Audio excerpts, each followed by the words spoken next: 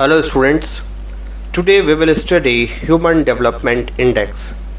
Human development is another concept of development because till now we have studied the first concept of development, that is national development. According to the national development, we can measure this by per capita income. किसी भी देश की पर capita income के आधार पर हम national development को major कर सकते हैं.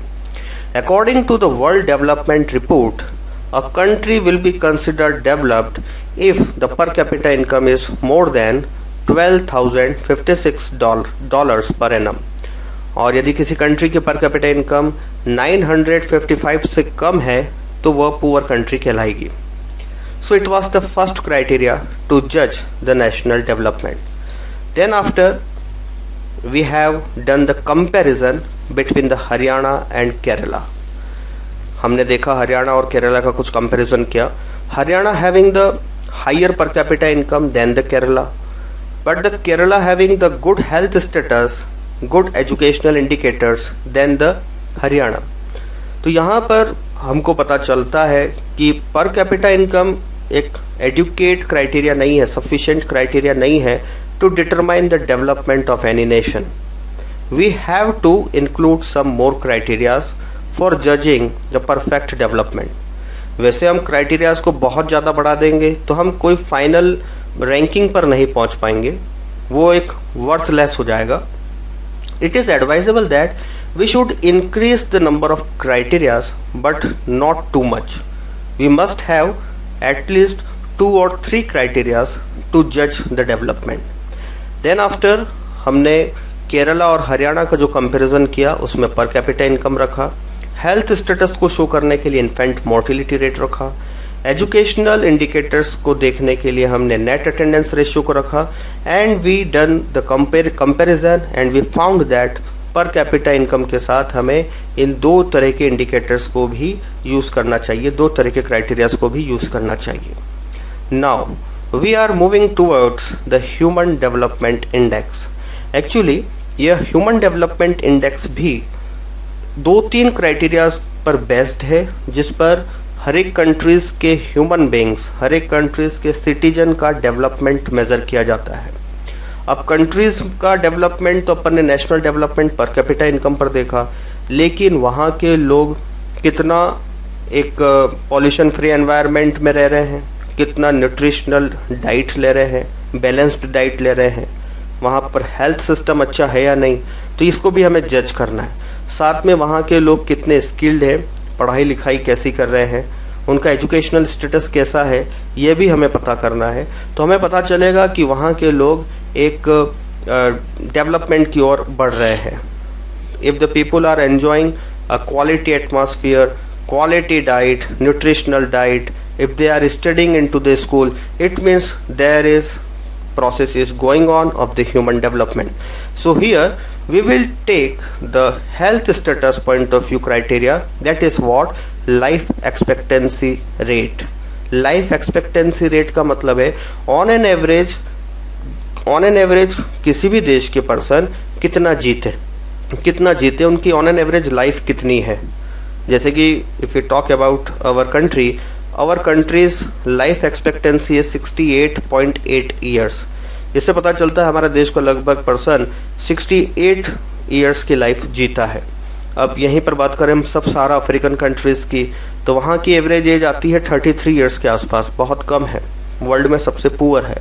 और बेस्ट एज, सबसे ज़्यादा एज आती है जापान की.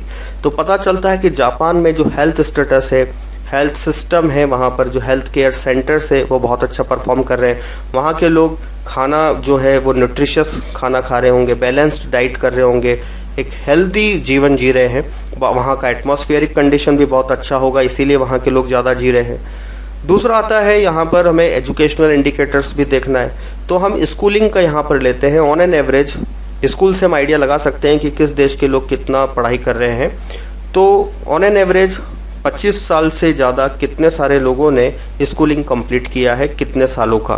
फॉर एग्जांपल हमारे देश में आता है 6.4. इसका मतलब यह है कि हमारे देश में वे सभी लोग जिनकी एज 25 ईयर्स है या 25 ईयर्स से ज़्यादा है ऑन एन एवरेज वो 6 साल स्कूल गए हैं, मतलब कि 6 साल उन्होंने अपना स्कूल में बिताया है। वो फर्स्ट से लगाकर 6 तक या कैसे भी ऑन एन एवरेज स्कूलिंग का अपन मान सकते हैं। तो ये पता चलता है कि हमारा एजुकेशनल बैकग्राउंड कैसा है इस कंट्री का, क्योंकि अगर वो पढ़ाई कर रहे हैं तो वो फिर एक स्किल्ड लेबर, एक ह्यूमन कैपिटल क्रिएट कर रहे हैं। और अगर बहुत सारे लोग अनपढ़ ही हैं, मतलब 1-2 साल ही अगर गुजार रहे हैं, तो फिर वो ह्यूमन कैपिटल नहीं है। So it is what actually we will take the 2 criteria for judging the human development other than the per capita income, that is what life expectancy rate and the average schooling years. So then after we will have the report of human development index. ये report हर साल release होती है। UNDP United Nation Development Programme इस report को release करता है। और ये जो ह्यूमन डेवलपमेंट इंडेक्स आखिरकार बनाया किसने, इसका क्रेडिट जाता है Indian economist professor Amartya Kumar Sen. Yes students, ये general knowledge point of view भी आपको याद रखना बहुत ज़रूरी है। हमारे देश के एकमात्र इकोनॉमिस्ट जिनको नोबेल प्राइज़ मिला हुआ है, that is professor Amartya Kumar Sen, उन्होंने डेवलप किया है। उनके साथ में पाकिस्तानी इकोनॉमिस्ट है प्रोफेसर महबूब उल हक, उन्होंने भी इसमें ह्यूमन डेवलपमेंट इंडेक्स बनाने में कंट्रीब्यूशन किया है। तो इसका क्रेडिट दो जनों को जाता है, एक इंडियन इकोनॉमिस्ट और एक पाकिस्तानी इकोनॉमिस्ट। दोनों ने they work together to develop such type of the index. ये इंडेक्स पूरे वर्ल्ड में सभी कंट्रीज के सभी लोगों के ह्यूमन डेवलपमेंट को मेजर करने के लिए किया जाता है। इसमें 3 क्राइटेरियाज हैं, पर capita income, life expectancy rate और average schooling years.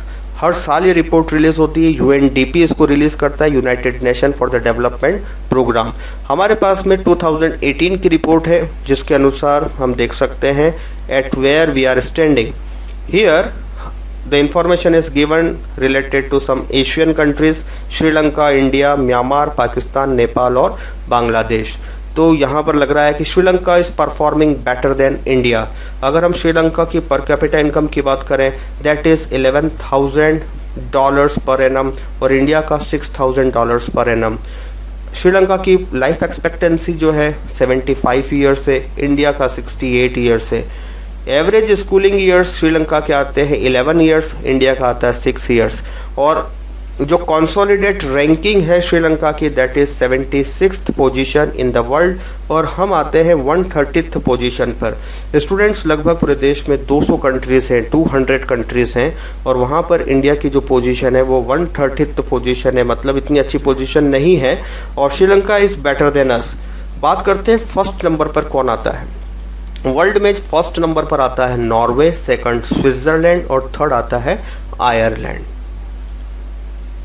So students, these are the countries with their human development index, and the criteria are being used to determine the development of human, हमने पढ़ा। Now in तीनों criterias के अलावा आपके दिमाग में यदि कोई अलग सा कोई क्राइटेरिया लगता है कि वो भी कंसिडर करना चाहिए, तो आप मुझे बताइए। So students, we are moving towards the new topic of today's class, that is what sustainable development. Till now we came to know the national development by measuring it with the criteria per capita income.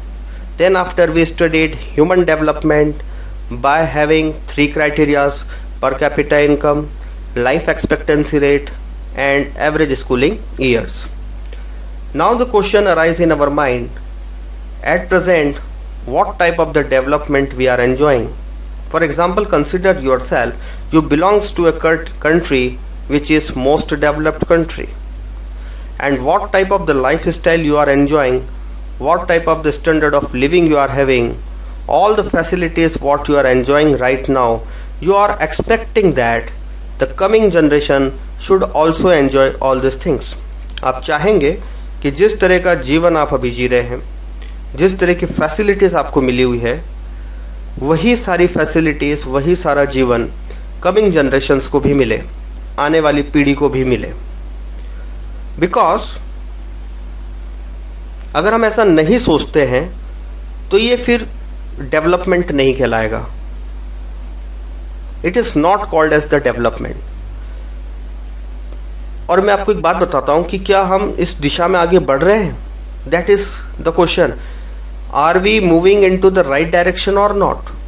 तो कई सारे scientist, researchers, उन्होंने study किया in between 1950 से लगाकर 2000 तक कि till now what type of the development we made, it is not the sustainable development. उन्होंने कहा कि जो कुछ अभी तक हमने डेवलपमेंट किया है वो फॉरएवर नहीं रह सकता, वो लॉन्ग टाइम का डेवलपमेंट नहीं है।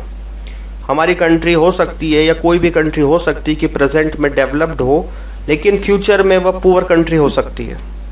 प्रेजेंट में उसकी पर कैपिटा इनकम 12,056 से ज़्यादा है, लेकिन फ्यूचर में उसकी पर कैपिटा इनकम 955 से भी कम हो सकती है। द रीज़न इज दैट कि ये कैसे हो जाएगा? Because they are not applying the concept of sustainable development. Yes, it is very important. Present development can not guaranteed future development.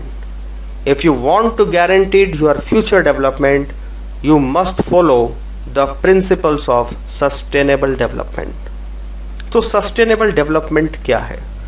तो सस्टेनेबल डेवलपमेंट का मीनिंग है meeting the needs of present generation without compromising the ability of future generation to meet their own needs. हमारी ज़रूरतों को तो हम पूरा करें, लेकिन इस कीमत पर न करें कि कमिंग जनरेशन्स अपनी ज़रूरतें पूरा न कर पाए। यस स्टूडेंट्स, मैं आपको कुछ एग्जाम्पल और देना चाहूँगा दुबई और वेनेजुएला का। दुबई और वेनेजुएला ये दो देश आज से 50 साल पहले बिल्कुल एक जैसे थे। इनकी इकोनॉमिक कंडीशन बिल्कुल एक जैसी थी। दोनों कंट्री उस वक्त रिच कंट्री हुआ करती थी। Both countries were exporting oil to the rest of the world. दोनों कंट्रीज के पास में बहुत ऑयल रिजर्व था। उन्होंने उस वक्त बहुत पैसा कमाया। मगर जो दुबई प्रेजेंट में आप देखते हैं इट इज़ वेरी डिफरेंट, और वेनेजुएला देखते हैं वो भी बड़ा अलग है। लेट्स सी क्या फ़र्क आ गया।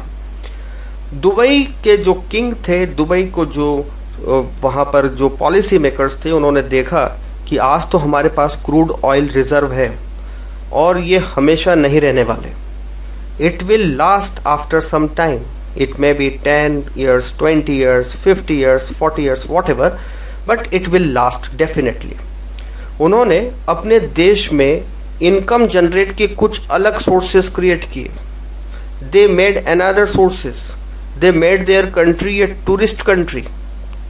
आज आप कहीं पर भी घूमना चाहते हैं, वर्ल्ड टूर जाते हैं, तो दुबई भी उसमें एक कंट्री आता है। Every person want to visit Dubai just because सबसे बड़ा अम्यूजमेंट पार्क दुबई में है, वर्ल्ड टॉलेस्ट बिल्डिंग दुबई में है। दुबई वहाँ पर बहुत बड़ा मार्केट है, वर्ल्ड का सबसे सस्ता सोना दुबई में मिलता है। दुबई में जो फॉरेन डायरेक्ट इन्वेस्टमेंट पॉलिसीज है, वर्ल्ड के बिजनेसमैन को अट्रैक्ट करता है to set up their business at there.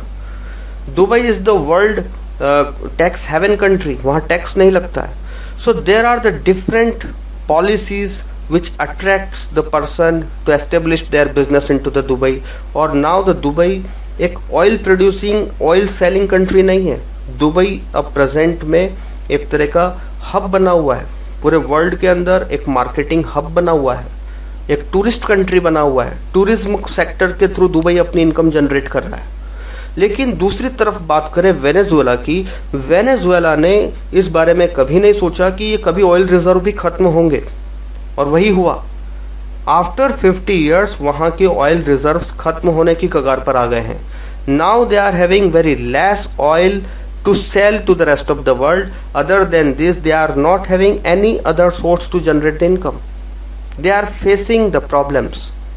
Now the poorest country में अगर नाम आता है तो वेनेजुएला में आता है, रिचेस्ट कंट्री में नाम आता है तो दुबई का आता है, just because they were bothering about the future, they were bothering about the future generation.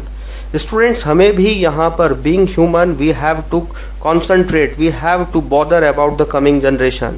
What type of the life we want to give our coming generation?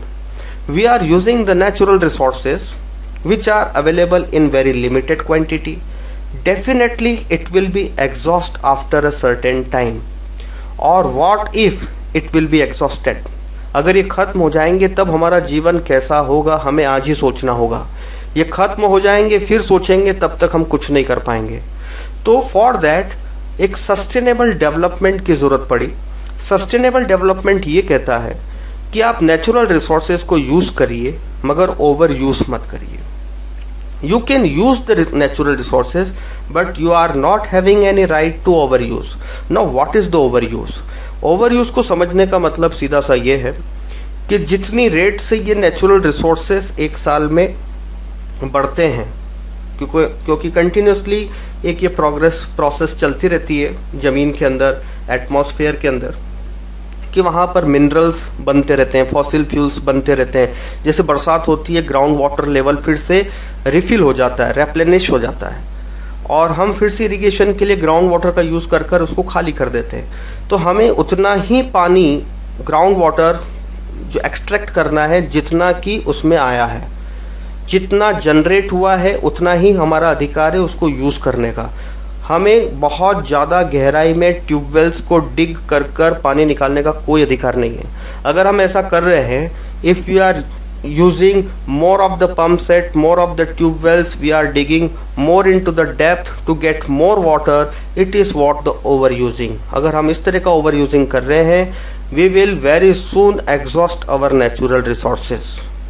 और इस वजह से हमारे देश में मद्रास एक ऐसी सिटी है जहाँ पर ये प्रॉब्लम क्रिएट हो चुकी है. Madras having 0% of the ground water. Madras में 5000 फीट की डिगिंग करने पर भी you will not get a single drop of the water. That is the problem. और ये धीरे धीरे प्रॉब्लम सब तरफ फैल जाएगी. यहाँ पर कुछ केस है मेरे पास में. Ground water in India, about 300 districts have reported the water level decline over 4 meters during the past 20 years.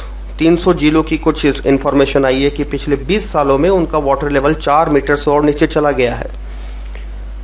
और 1/3 of the countries population is over using the ground water resources. और अगर इसी तरीके से चला तो in another 25 years 60% of the country would face this type of the problem. So groundwater overuse is particularly found in agricultural prosperous region, जहाँ पर खेती बाड़ी का काम ज़्यादा हो तो वहाँ पर ये प्रॉब्लम ज़्यादा देखने को मिली है, जैसे Punjab, Haryana, Uttar Pradesh. Hard rock plate areas जहाँ पर सख्त ज़मीन है, जैसे कि सेंट्रल इंडिया, साउथ इंडिया, और कोस्टल एरियाज में भी ये प्रॉब्लम देखने को ज़्यादा मिली है जहाँ पर ग्राउंड वाटर लेवल बहुत तेज गति से नीचे की ओर गया है. Now the 2 questions related to the ground water. First question, why ground water is over used. आपको इसका आंसर देना है. दूसरा, can there be development without over use. क्या बिना ओवर यूज करे डेवलपमेंट पॉसिबल है. So this 2 questions you have to answer in your fair notebook. Students, I am having another example of crude oil reserve. मेरे पास एक report है जिसमें कि crude oil reserve की अवेलेबिलिटी दी गई है और वो कब तक खत्म होंगे. When these reserves will last, information is given here. I am having the information about the Middle East countries, United States of America and the whole world. Middle East countries having 8 lakh million barrels of oil reserves and it will last in next 70 years. United States of America having the 50,000 millions barrels of the oil reserve and it will last in the next 10 years. Or world, if we talk about the whole world oil reserves, it is about 17 lakhs million barrels and it will last in the next 50 years. How we estimated this, when this will be last? Because we know that the present rate of consumption, at what rate we are consuming these resources. On the basis of that we can estimate when these resources will last. So this is the situation, students, in our country. As you know that our whole transportation system, our industrialization is based on imported crude oil. What if there is no crude oil available in these oil producing countries? Just imagine. So students, you have to answer again 2 questions related to this problem. The first question is crude oil essential for the development process in any country? Discuss this. Second, India has to import crude oil what problems do you anticipate for the country looking at the above situation? So these two questions you have to answer in your FAIR notebook.